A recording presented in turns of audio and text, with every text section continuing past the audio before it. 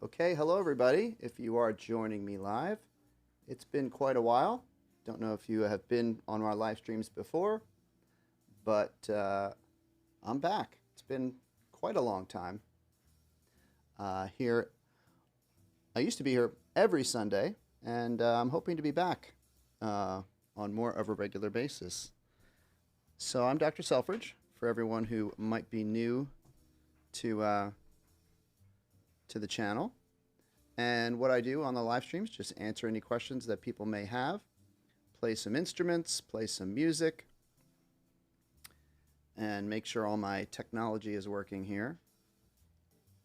So as we perhaps get some people on the chat, we can get some questions going. So I've got some instruments with me today. I have my clarinet, which I was just adjusting my reed. See if we have a good sound here. All right, that's okay. Actually, when I was getting set up for my stream today, I realized that I'm not quite sure. This is my one of clarinets that I have. I realized that the clarinet that I usually use is kind of not where I thought it would be. So maybe it's possible that I have my other clarinet that I'm used to using at school. So welcome, folks. If you are, like I said, just joining us, what we do on the live stream is just answer any questions you might have. If you're a beginner or just learning how to play your instrument, you can put your questions in the chat and we can talk about them. In the meantime, I want to make sure I have all this working here. All of our technology working. And if you don't have a question, you can simply just say hello. In past chats, I have done requests, like I'll play songs for you. So I can play songs. Like I said, I have my clarinet with me. I have my flute. I have my alto sax. I have my tenor sax.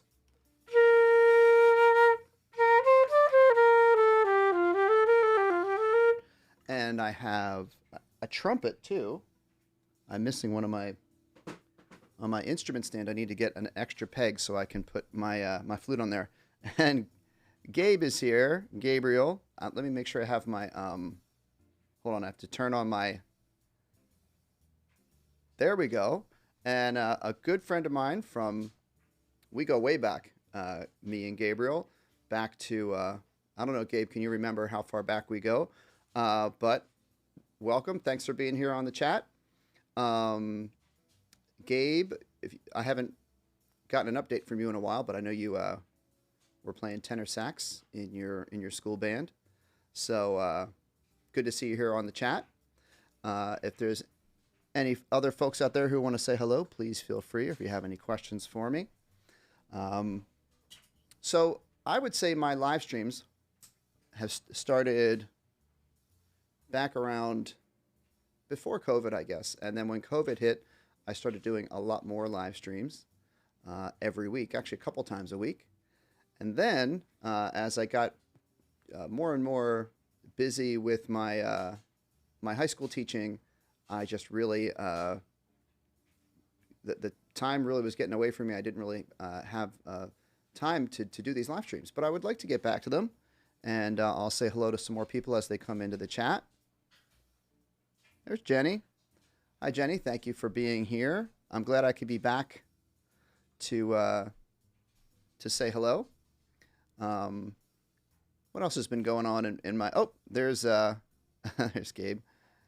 Yeah. Oh, Gabe, I'm sorry if I didn't get back to your message there. Yeah, things. Let me tell you what's been going on in the world here, the high school band world. So, of course, we had just coming back from summer vacation. We had band camp back in...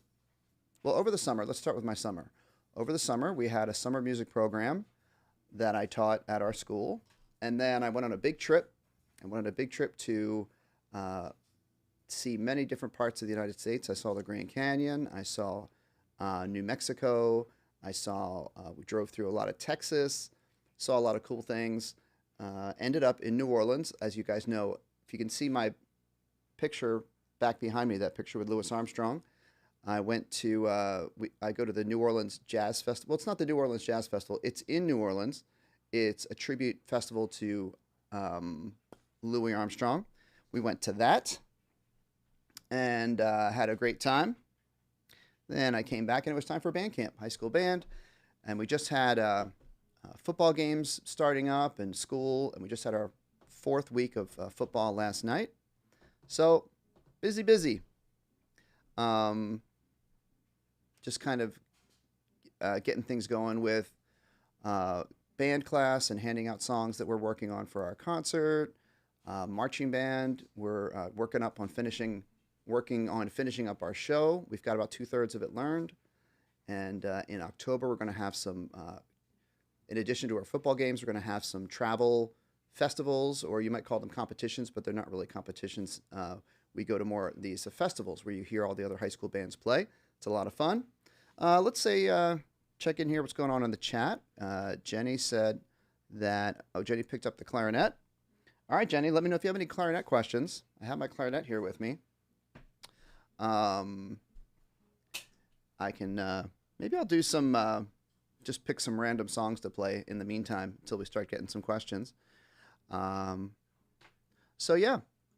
What else do I have? I have my trumpet, as I said.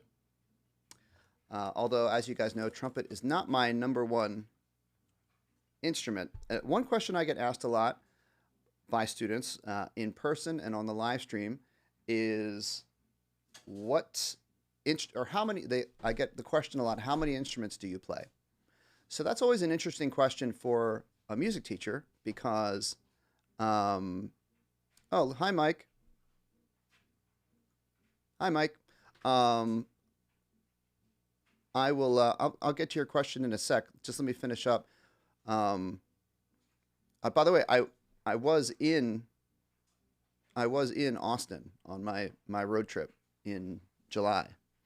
But just to finish up real quick what I was saying about how many instruments. When you're a music teacher, when you go to college to be a music teacher, you take classes on all the instruments. You have one instrument that is your major instrument that you take lessons on, and you have your every semester you have to do a performance. They call it a jury, where you get graded on your, to make sure you're practicing and getting better. But you learn all the instruments. You have to learn all the instruments, all the band instruments and all the string instruments, to the point where you'd be able to teach it if you were in a teaching situation. So I always say the instruments that I would play, I go in descending order of the top ones are the ones I actually perform at a professional level. So that would be saxophone, clarinet, flute. I would put those three. I would actually perform all the saxophones. And then below that, I'd say maybe piano. I'm pretty good at chord, jazz piano, like accompanying jazz stuff. Drums, I got pretty good at in college. Brass instruments, trumpet, trombone, French horn, so-so.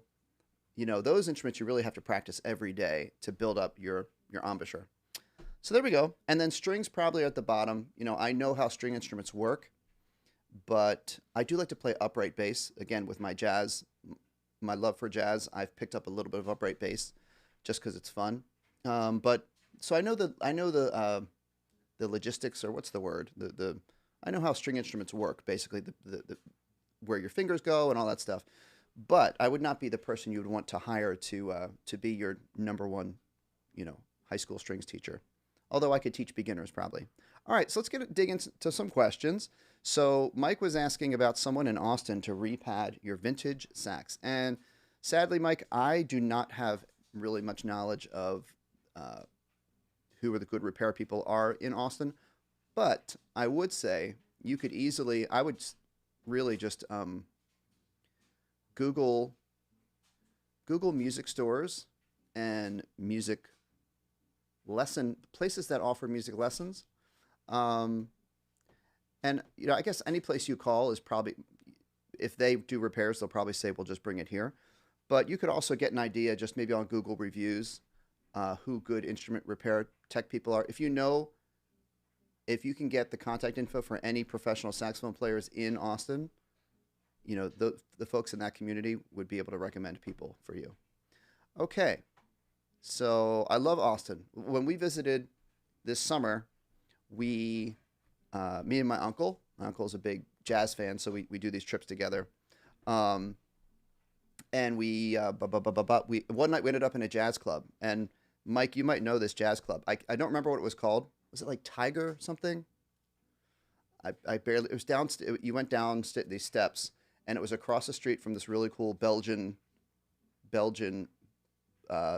place, Belgian bar, and then across from it there was a jazz club. We went downstairs. It was really, really fun. I saw a really great guitarist with a trio. Okay, so let's see here. I want to say hello to Cristiano, who says that you started playing the flute and have watched my videos. That's great. If you have any flute questions, throw them my way. I have my flute today. I want to get to Jenny's question. Jenny says, I can't figure out how to play upper notes on the Elephant Club. That's it, Mike. I knew it was an animal. Mike said it's the Elephant Club. Yeah, it was cool. I saw a really great. We got there right at the end of the first set, or the finishing up the earlier set of this older gentleman playing jazz guitar with a trio, and he was fantastic. I forget his name.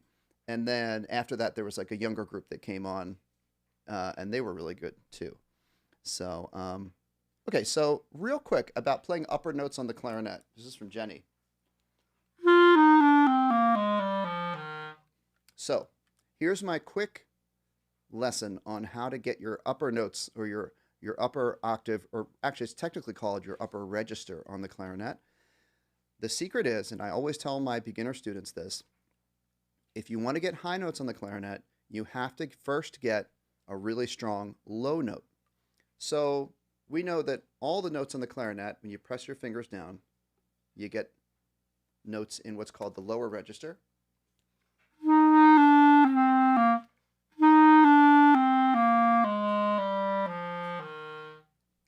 If you're getting a really strong note in your lower register, what you have to practice doing is play that lower note really strong, and then with the minimal amount of movement possible, just have your thumb, the tip of your thumb, press that register key.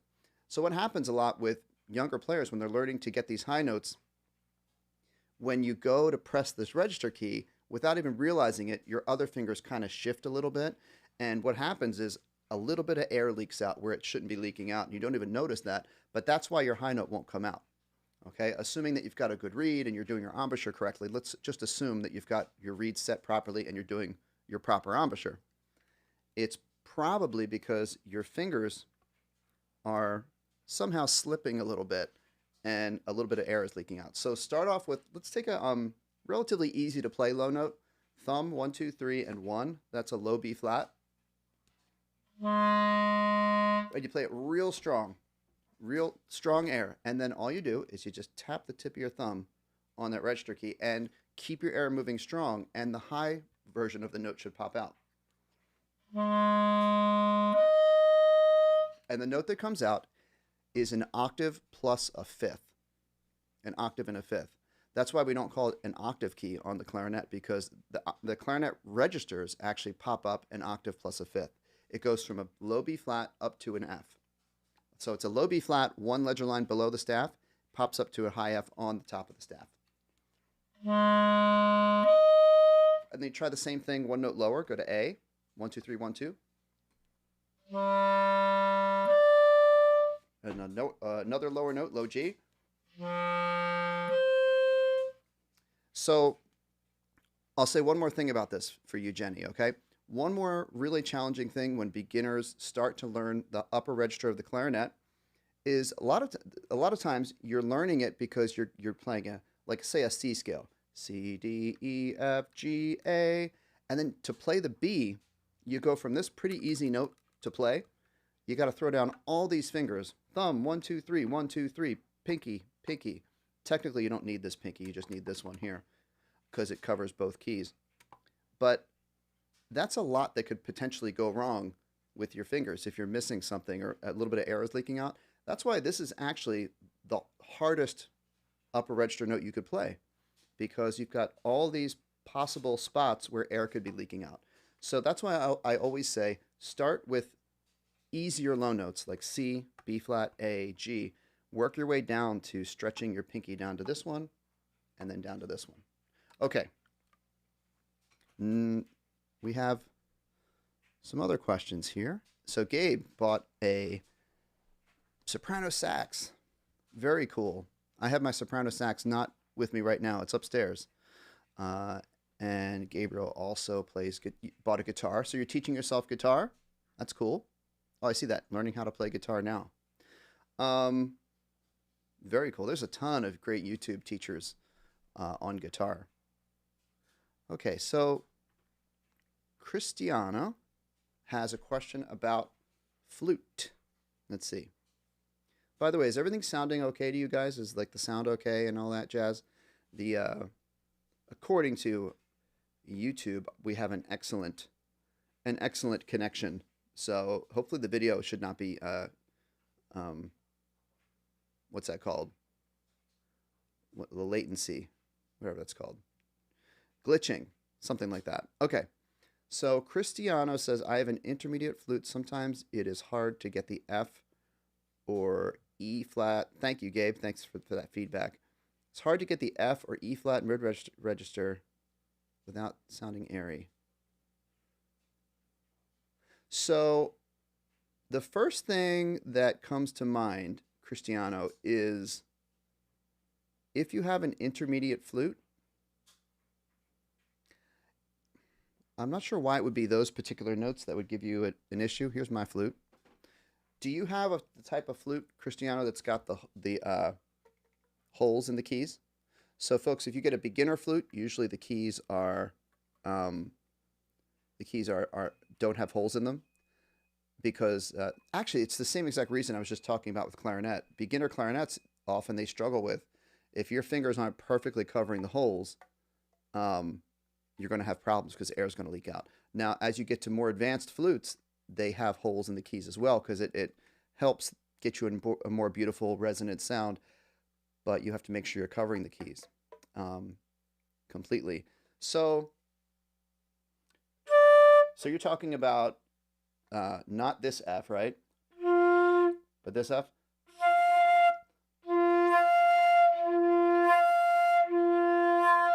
Trying to play the flute so I don't get the air going on the microphone like that. So step one, make sure your fingers are completely covering any tone holes and there's no air leaking out. The second advice I would give you is, this is probably something you've heard before, but working on your long tones and your octaves might help. Flute, I would say, of saxophone, clarinet, flute. Remember I said earlier that my top three instruments that I do perform on are saxophone, clarinet, and flute.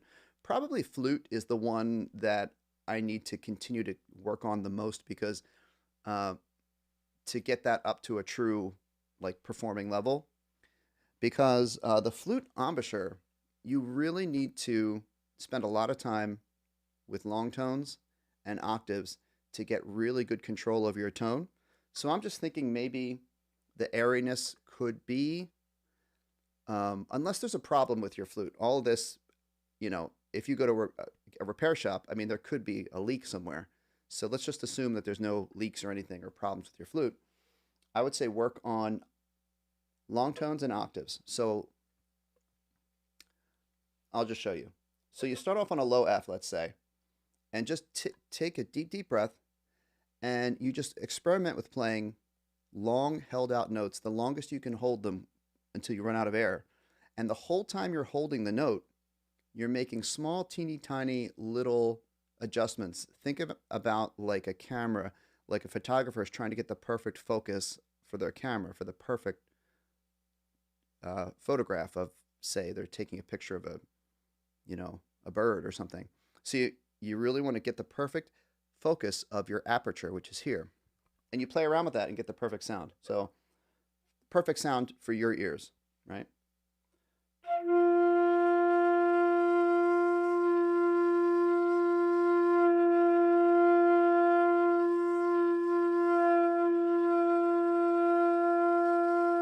See how it's just changing just ever so slightly as I change the shape of the opening, the aperture.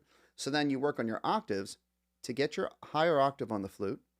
There is no, as you probably already know, there is no octave key on the flute. It's done here with the air and the aperture. Experiment with getting the perfect tone going from low note. You push the center of your aperture away from your teeth closer to the edge of the embouchure hole, and it pops the note higher.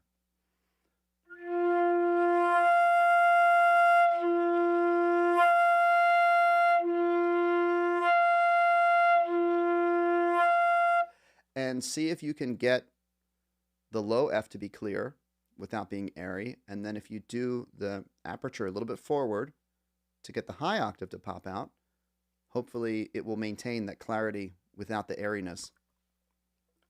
Now the E flat octave is different, right? Because low E flat on flute, you have your first finger down, but the next octave, your finger comes up. So that's a little different.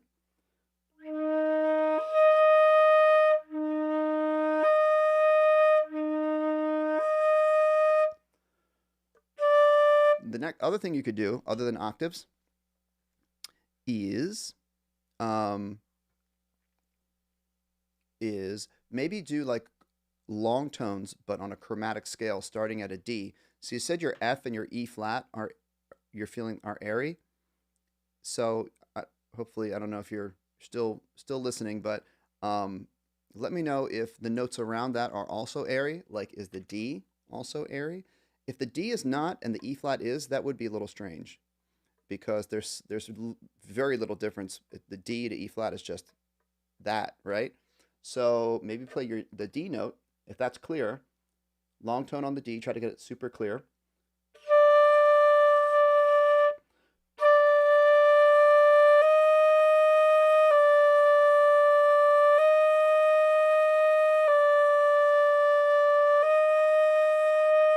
And the whole time making small, teeny tiny adjustments to get the note as clear as you can. So hopefully that's helpful, everybody.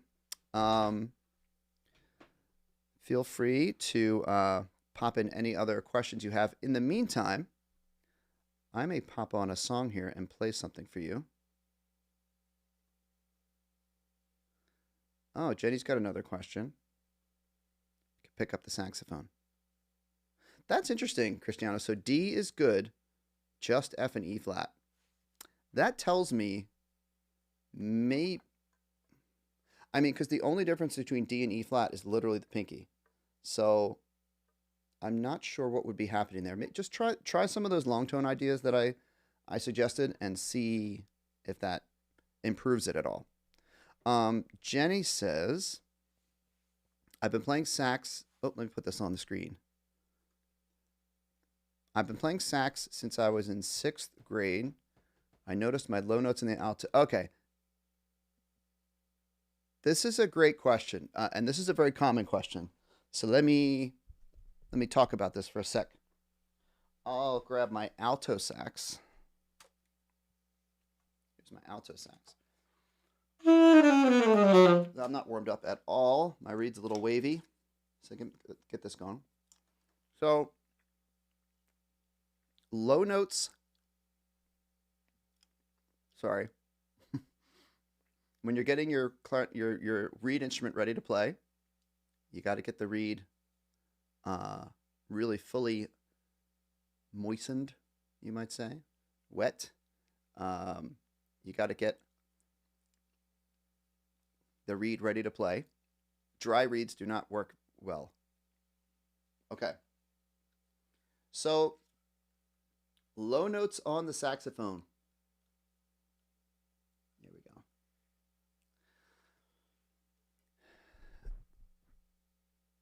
go. Okay. So when I'm answering questions about why certain notes aren't working on instruments, I always say the first thing is, let's assume that there's nothing wrong with your instrument, right? If there's a pad on your instrument that's not closing completely, we say it's not sealing, it's got to be an airtight seal. So if you've got an air leak happening on your instrument or something like that, well, no matter what I say, it's not going to help. So you want to make sure that's not a key problem. But if it's not a instrument problem, we talk about embouchure. On the saxophone, the main culprit for low notes that don't work is the embouchure. And I think what happens is sometimes people either think or they're taught or they hear that as you go lower on the saxophone, you're supposed to change your embouchure in some way. Some people say, I've heard teachers say you have to drop your jaw. The phrases I hear that I don't prefer to hear these. I think they're more confusing than helpful. People say drop the jaw and people say loosen your embouchure. Both of those are wrong. The drop your jaw is kind of right, but the phrase when they say drop, to me that if I hear someone say drop your jaw, I go, right? I say as you go lower on the saxophone, you slightly open your embouchure just a little bit. So your jaw is opening a little bit, but the word drop just is not it. So you set your embouchure. E, the good, firm, strong embouchure is firm corners. And we say ew because that stretches out the skin on your chin. You don't want bunchy chin like this, because that means all your muscles here are collapsed. You have no control over the mouthpiece or the reed. Ew, firm corners, sort of an O-ish shape. Ew, ooh, right? And then the bottom lip over the bottom teeth. That's just an open C sharp. No fingers down. Think of your lips like a circle around the reed. An O. Okay? Firm lips here. Your chin muscles are stretched out. As you go down the saxophone, don't change anything. Literally don't change a thing. Listen.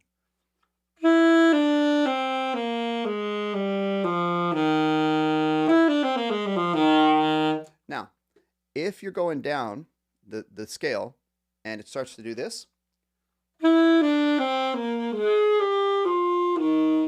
right? A lot of us have heard those sounds when we're learning how to play low notes on the saxophone. All that means is you just need to ever so slightly open up your embouchure, like from here to there. It's so tiny. Check it out. So as I go down, I'm going to slightly go aw and open up the embouchure a little bit. It lets the reed vibrate. The reed wants to vibrate a little bit more vibrationally as you go down. Okay?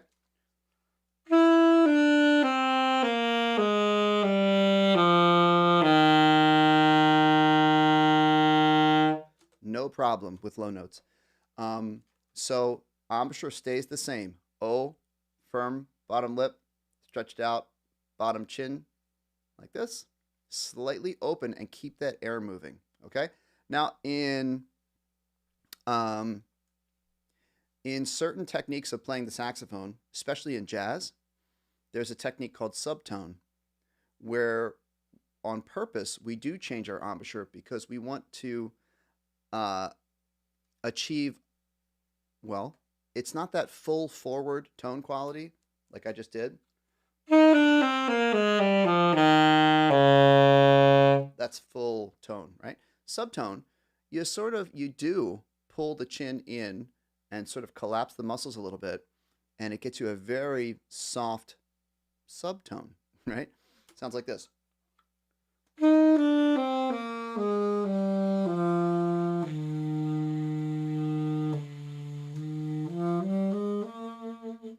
So you do use that in some styles of playing, especially jazz. If you're playing some really nice ballad or some pretty song, and you want to have a very subtle sound down there, it's called subtone. Okay. There is a little saxophone lesson. So Jenny said, I've been out of school since 2011. Okay. Yeah, I mean, and it's everything I just said. Everything I just said about alto sax also applies to tenor sax. So speaking of saxophone, until I get another question to chit chat about, one thing I've been working on a lot, folks, is teaching jazz improv.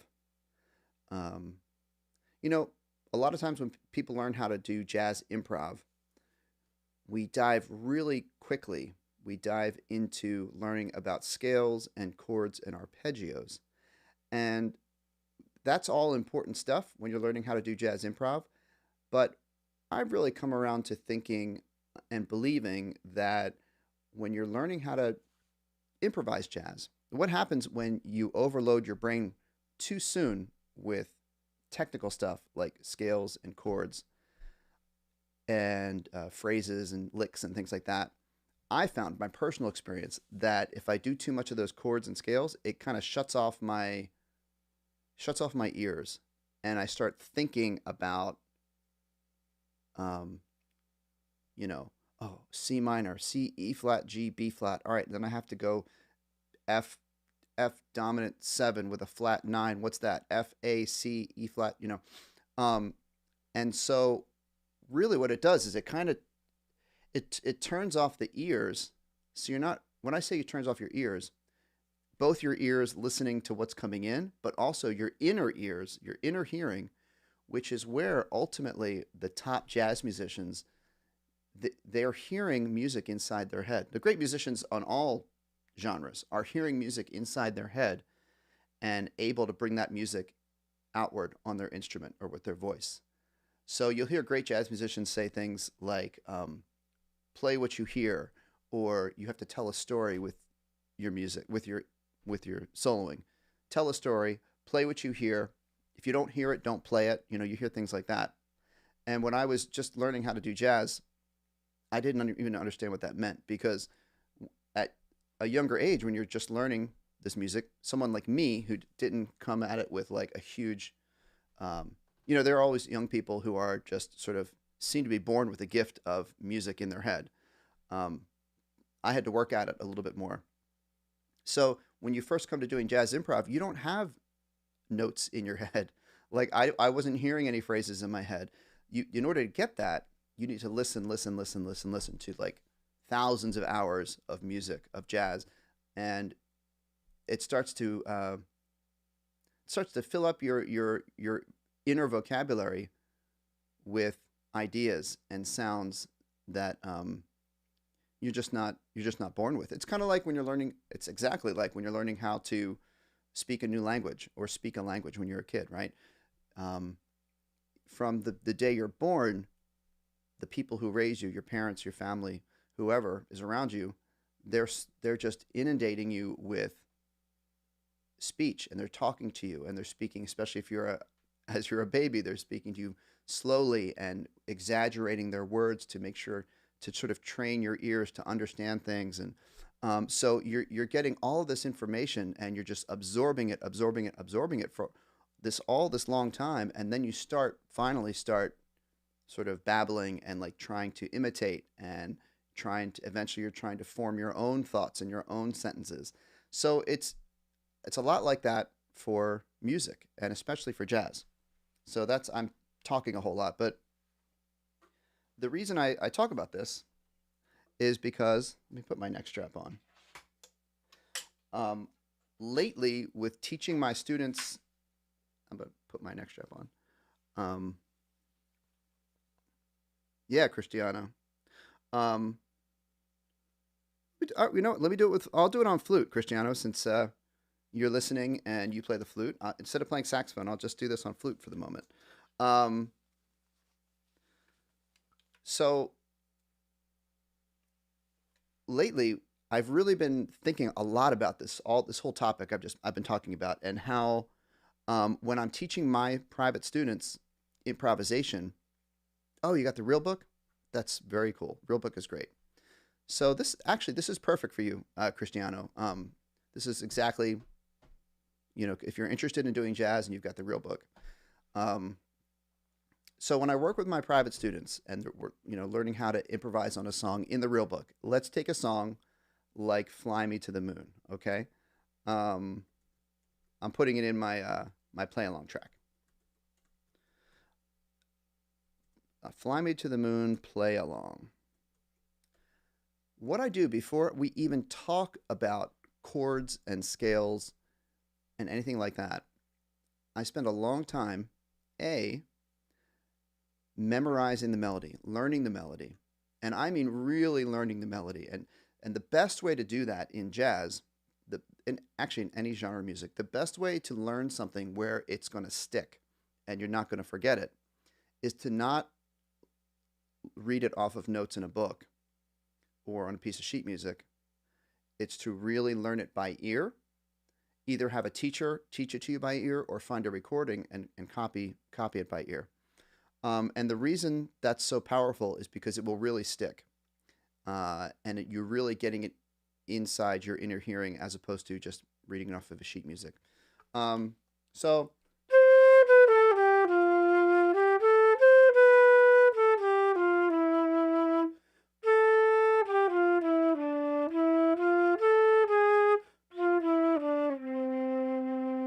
there's the first phrase.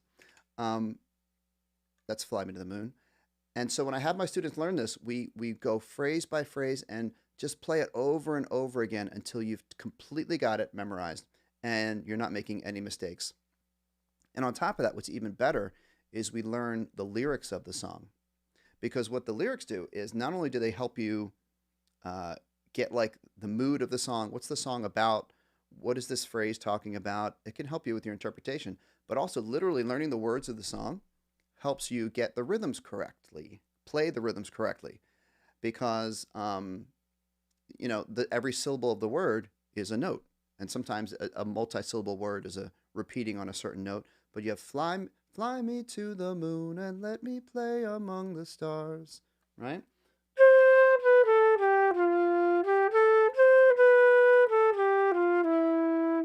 Let me see what spring is like on Jupiter and Mars.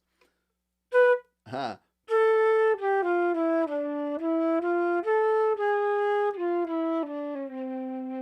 It gets low on the flute. You could start this one high too.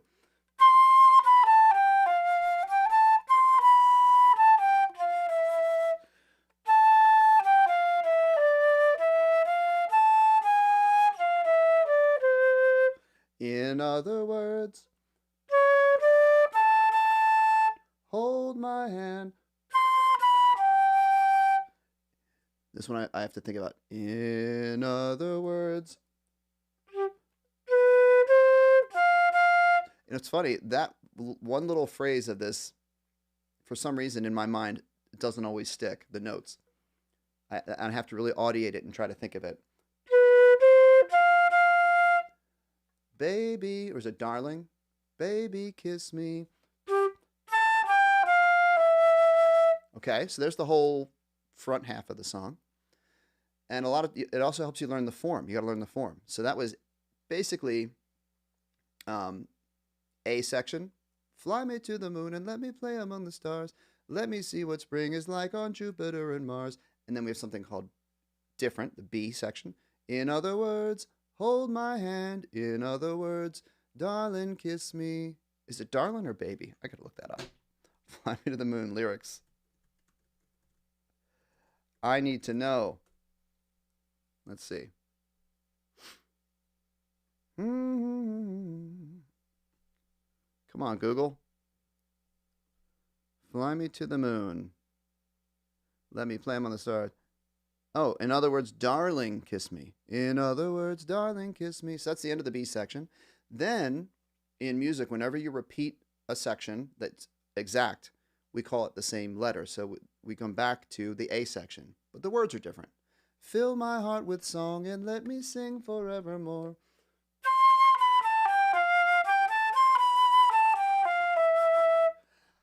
You are all I long for,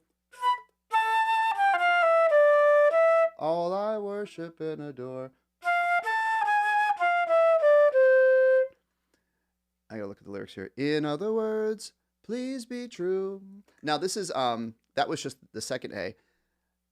And now we have, it's similar to the B section, but it's kind of different. So you could call it B prime, or sometimes people just call it C. All right. In other words, wait, I got to think about that second A section again.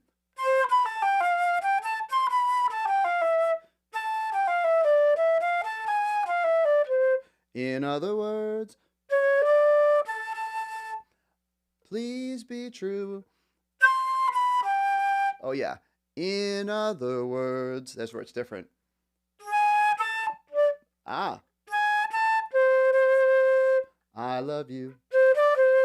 So you can see, even though I've practiced this song a ton of times, I made like 2 or 3 little mistakes there. So you learn the melody really well. Sorry if this is boring, you guys, but if you can ask more questions if anyone has questions. But this is something that's really I've been doing a lot with my jazz teaching. You get the melody completely down on your instrument without looking at any notes, because you want it in here. You learn the lyrics, because that really helps lock it in as well. The next step I'm going to show you right now is we put on a backing track. So here's a backing track. You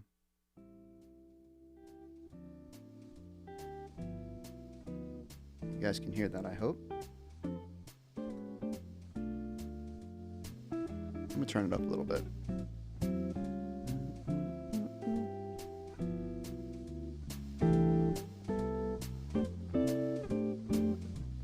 So I'm going to start it over again. I'm going to start it over again. And what I'm going to do is just play the melody. And for this part of like learning how to play jazz, your goal is to play the melody. You can put your own slight interpretation to the rhythm. You don't have to play the rhythm exactly 100% like it says in the real book, but you do want to get the notes 100% correct, right? So every time you practice playing the melody over and over and over again with the play along track, your goal is to get the notes, the pitches 100% correct.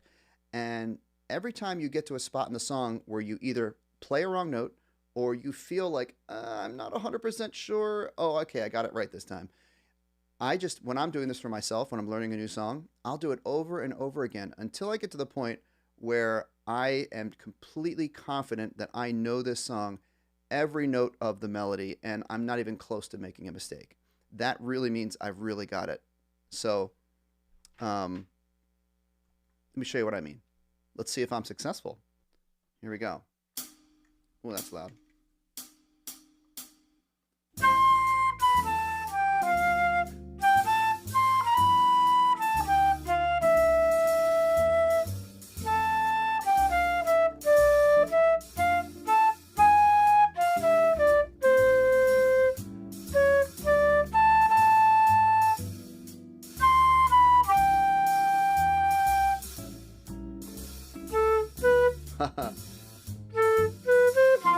See?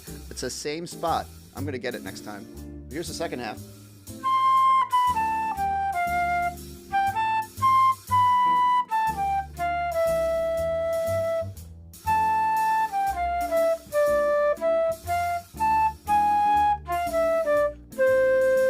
C section.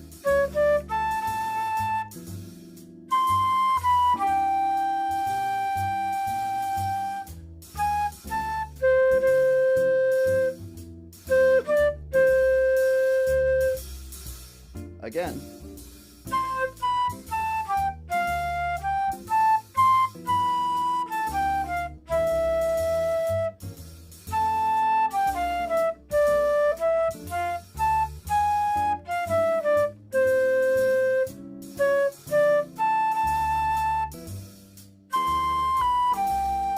Here comes that part. I think I have it.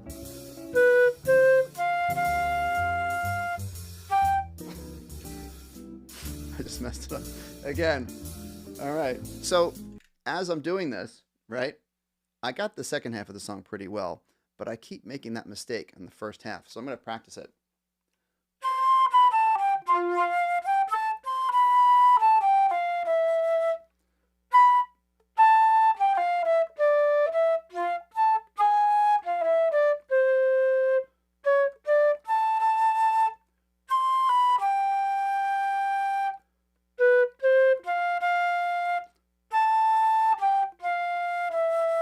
Okay, so each time I'm getting better and better at it, and I'm fixing those little spots that my stubborn ear won't get, or my fingers want to go to my fingers keep wanting to go to the wrong fingering. Oh, a lot of comments coming in here. Hi, Jacqueline. It's been quite a while. And you're playing it on clarinet. That's awesome. Fly Me to the Moon. And Cristiano's working on Summer Samba. Oh, that's nice. So I can try Summer Samba. I don't even know if I know that tune. Is that do do do do do do do do do do do do do do? I think that's what that is. So let me just show you the next step after I've played the melody 6,000 times, and I'm really, really, really confident on it. The next step is you start improvising with the melody. So just think about, I'm playing the melody still, but I'm going to start just playing around the melody notes. And you have to know for this step, what key is this song in? Like, what's the home scale that I can play around with? And for this song, the home scale is C major. So I'm going to play the melody as it is, kind of messing around with the rhythms, but I'm also going to experiment a little bit with adding some notes above and below the melody notes, but I'm going to use my home scale of C major for this song. So let me just show you what that would sound like, okay? Add a little reverb for some nice addition to the sound. Okay, here we go. I'm going to do a little improv on the melody and try not to make those mistakes on the melody that I've been making. Here we go. This is an improv melody.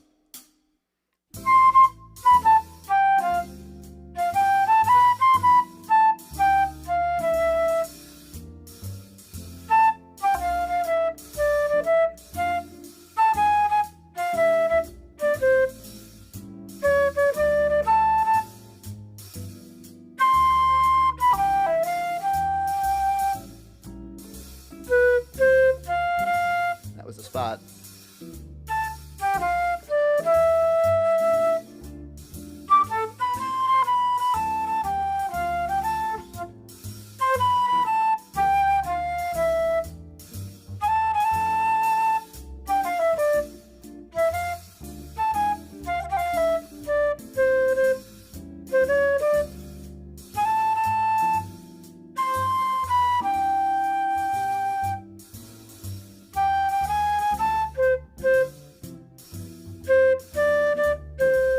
Then as I go, I might take more chances.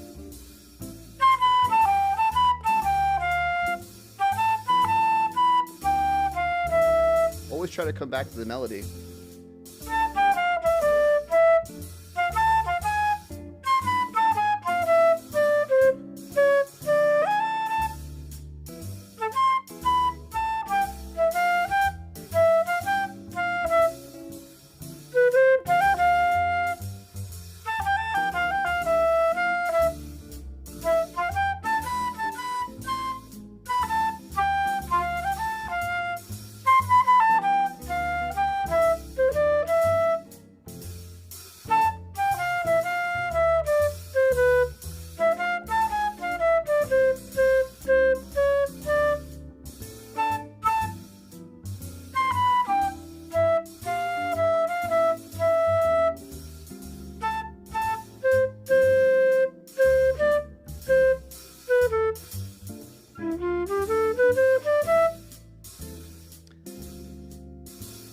So the reason I'm spending all this time to talk about that, and maybe I'll look at the Summer Samba next, is that whole time, my brain was not switching over into, chord symbols like, A minor, D minor, G7, C major, all that stuff. You can easily just switch over into that brain mode. I was really trying to play everything that melodically I was hearing before I played it. And sometimes I play something not 100% sure how it would sound, but then I'd always try to bring it back. Where are we in the melody? Let me weave this back into the melody. And that is, I think that's a great way to keep your ears open and not shut them down with too much music theory too soon. And you can get into the music theory of the notes of the chord progressions and the guide tones, but there's step by step way to do it. The next thing I would do is you've got the melody down, you're improvising the melody, you're improvising using your home scale, you're staying close to the melody. Next thing we do is we learn the movement of the chord roots, the bass notes, and that really helps to move us on to the next step. Let me pop into the comments here for a sec. Turn my music down. What time is it? We're close to finishing up, you guys. I usually do an hour-ish. But I think, I'm really appreciating that you guys are here. And I'm going to try to be back with regular live streams, back like we did back in the old days, on Sunday afternoons like this. So, or depending where you are in the world. I forgot to ask. It's always fun for people to pop in the chat the general part of the world they're watching from. I know Jacqueline is in Philadelphia. So let me just take this comment from Jacqueline. And Jacqueline said, I usually hear tunes as I'm warming up, playing scales on my clarinet, and I figure out the song as I play along. That's perfect. That's what it is. That's where, this whole approach is really kind of how jazz developed and was born, Oh, Cristiano's in Washington State. Okay. So here is my lack of lack of time zones showing. You guys it's earlier in the day. Yes. Yeah. You guys are what? A couple hours behind us?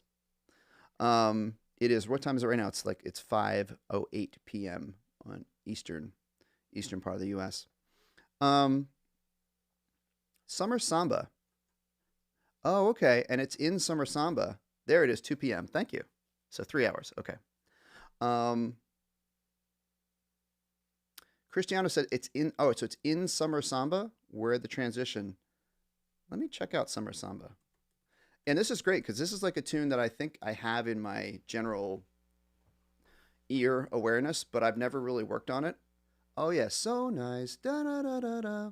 And I always, when I listen to, and this is a part of my process that I didn't talk about in everything that I've said previously about learning the melody, learn it by ear, using the real book is cool. It's that's a quick way to get the melody, but really the ultimate way to get the melody deep in your consciousness and so it sticks is to go to source material recordings and learn it from those recordings. And if it's a song with words, learn it from a song where there's a singer singing the words. Now that can get, hey, Leo, you do not need to apologize. It's been I don't know how many months or longer that I haven't done a live stream. So no worries. I'm the one who should be apologizing. So getting back to learning a song by ear. So the more advanced way to learn a song melody is to go to source material like a recording and get it from a singer singing it. So you get the words, you get the melodies. The thing is you have to find a version where the singer is singing it relatively straightforwardly and not improvising too much. Although when you listen to various recordings, you can sort of cross-reference and find out, where's the melody and where has the singer been doing some improvisation on it or some variation. Or you can, of course, go to a lead sheet, a published source if you're really stuck. And the other thing that's when you're doing songs by ear with singers, with vocal recordings, is you're probably maybe, you're likely to be dealing with some other key signatures than maybe the standard key, right? There's usually a standard key that songs are done in, and sometimes a singer will adjust that key to fit their voice, to suit their voice. Let's see. Let's listen to this version, just randomly. Let me show you what I'm listening to. Switch over.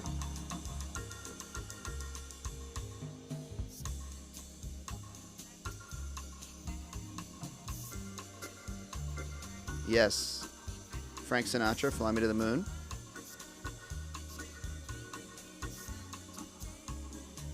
So just a little pause. Just the way this is Astrud Gilberto, who, by the way, I want to make sure I'm correct on this. I'm pretty sure. I'm gonna do a quick Google. Astrud Gilberto. I think I was very surprised to learn that she lived late in her life. Yes, yeah. Astrud Gilberto lived in Philadelphia, and she just passed away in 2023. I was, yeah, Jacqueline. There you go. So Jacqueline, did you know that she lived in Philadelphia? When I saw the headline that Astrud Gilberto had died, and she lived in Philadelphia, I was like, wow. I mean, like, she was a huge hit in the in her time. You know, in the 60s. I don't know how much she continued to be in the public eye, but I mean, huge part of the American Brazilian jazz, you know, tradition. And here she was living in Philadelphia. I didn't even know it. So anyway, because I'm in the Philadelphia area. I'm outside Philadelphia, in the suburbs. So this is a great version because she's singing it pretty much, you know, to the letter of the notes.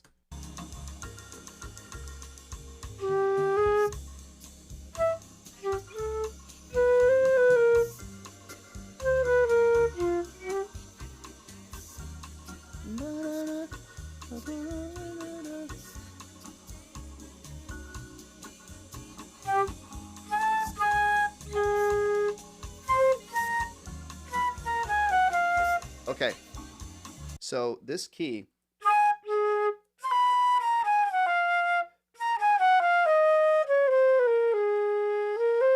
so she's singing this in D flat, which I'm not sure if that's the standard key.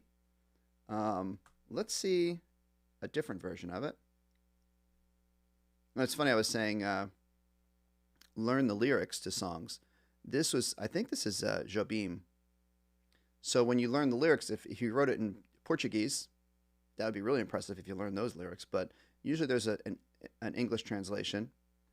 This one has sheet music. Now this is kind of cheating for what I was just talking about. Okay, this is in F. And there's the notes right there. I'll just play it just for fun.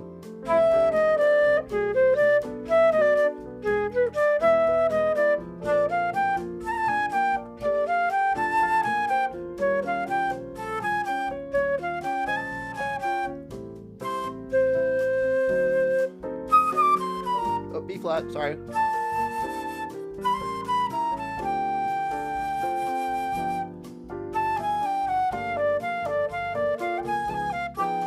So very nice. That's in F major. I wonder what the standard key is for this. Let's see. If we keep going down, now here's Oscar Peterson. So he's one of the major jazz figures. Let's see what key he plays it in.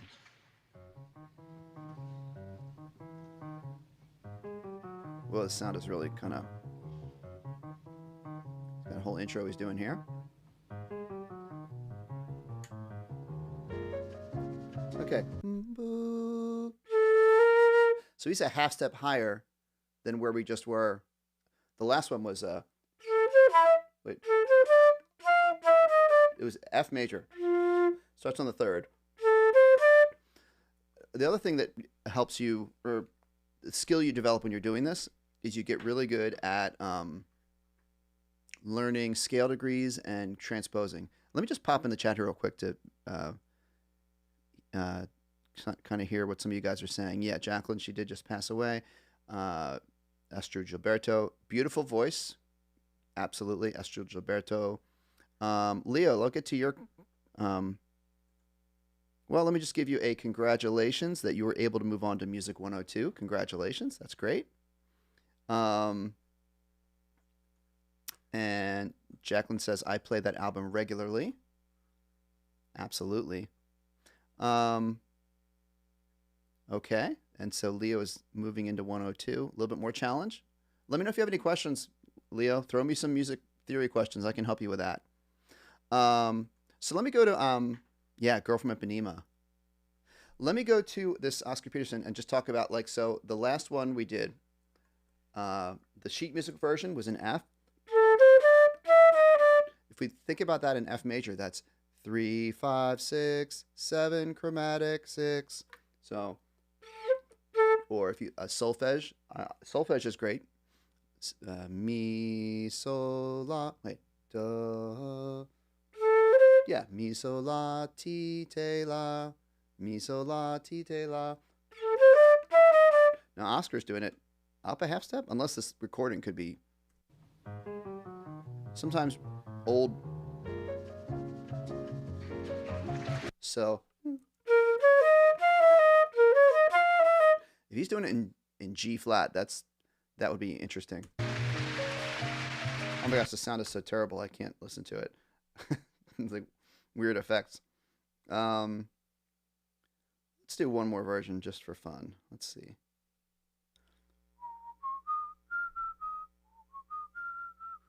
Now here's a jazz backing track. They might have put it in a standard key. Eagleheart jazz backing tracks. Let's see. 1, 2, 1, 2, 3, 4. Just drums. I can't tell what key it's in. Okay, there's the first chord. You listen for the root. Okay, it's an F. So I think maybe the standard key you see is probably F, because this is an F.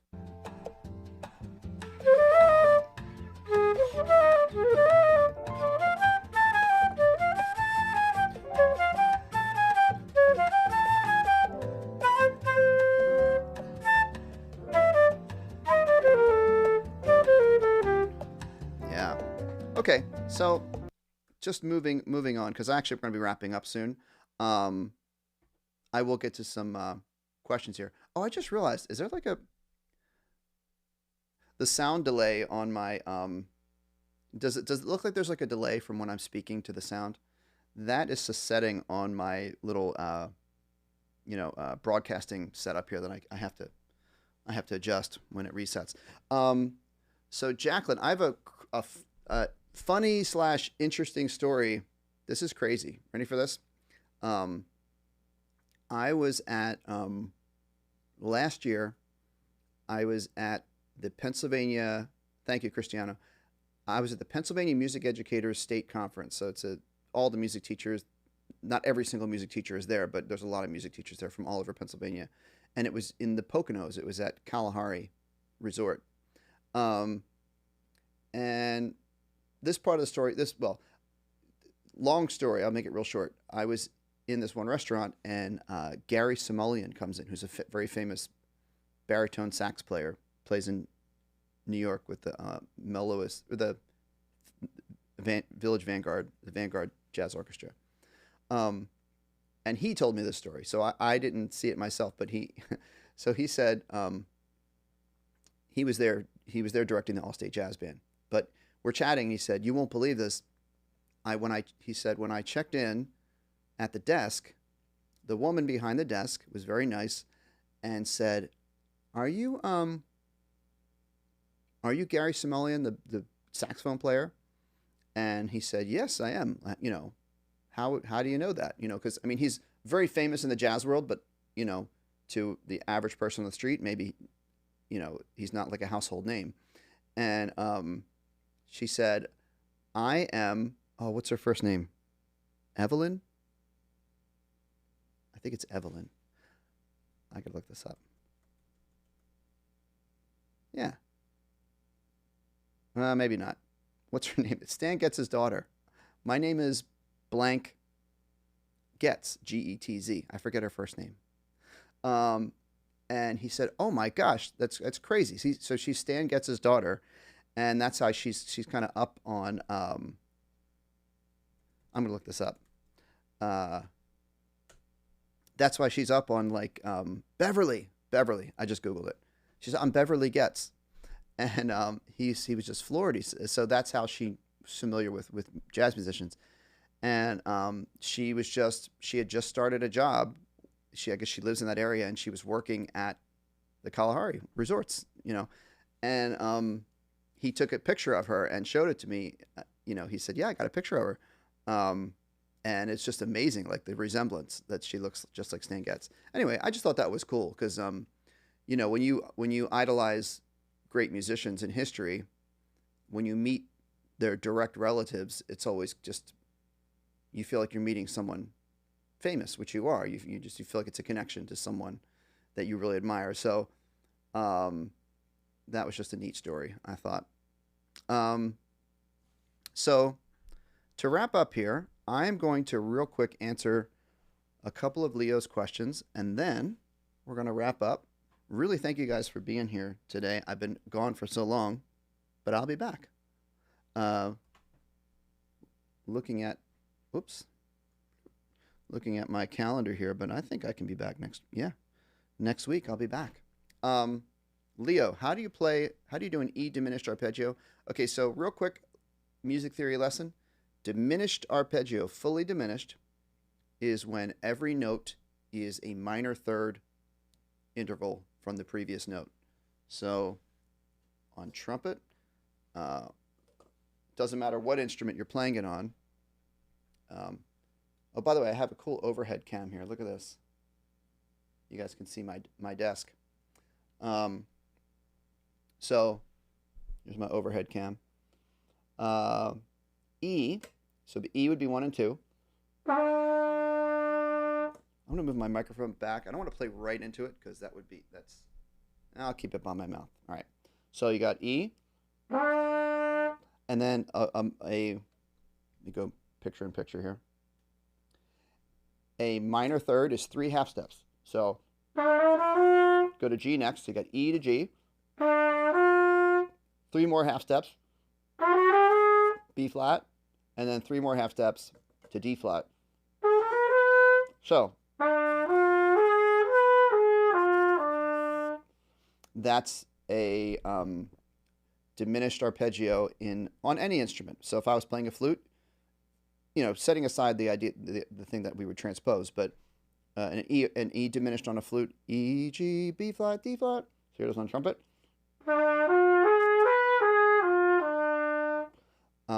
So there's my overhead cam for trumpet. And I'll keep my overhead cam for flute.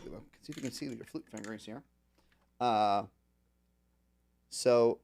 actually, you asked for D diminished arpeggio. So this would be the transposed, because flute and trumpet are a whole step apart. So for flute, again, it's minor thirds. D, 3 half steps goes to F. 3 half steps goes to A flat, 3 half steps goes to C. So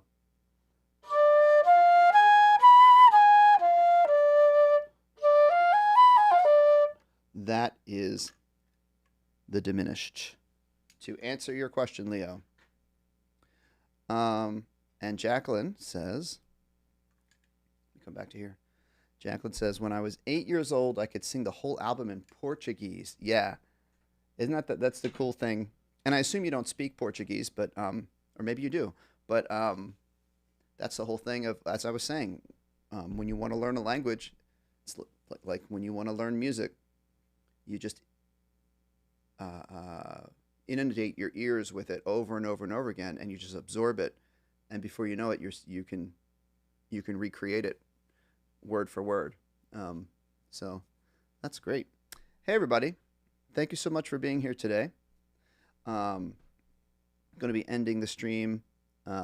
Wait, what? Cristiano's from Brazil. Hey, that's cool.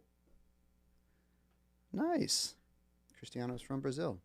What? Real quick, Cristiano, if you are able to reply before we go, I'm just curious what brought you over here. What got you to Washington State? But in the meantime, my name is Dr. Selfridge. Thank you everyone for being here. I am hoping to return to our usual routine of Sunday live streams going on at 4 p.m. Eastern time. And also hoping to get some more content uploaded to the website, to the YouTube channel. and appreciate you guys' support and for being here. And until next time, you guys have a great week. Go home and practice and come back with some questions. And maybe as we, there you go. That's great. Thank you, Cristiano. Yeah, hope you all come back next week. Maybe we'll get a few more friends to come because people will start seeing it on their notifications. Everybody, until next time, have a fantastic week. And with that, I'm going to say have a great day. I'll see you guys next time. Bye-bye.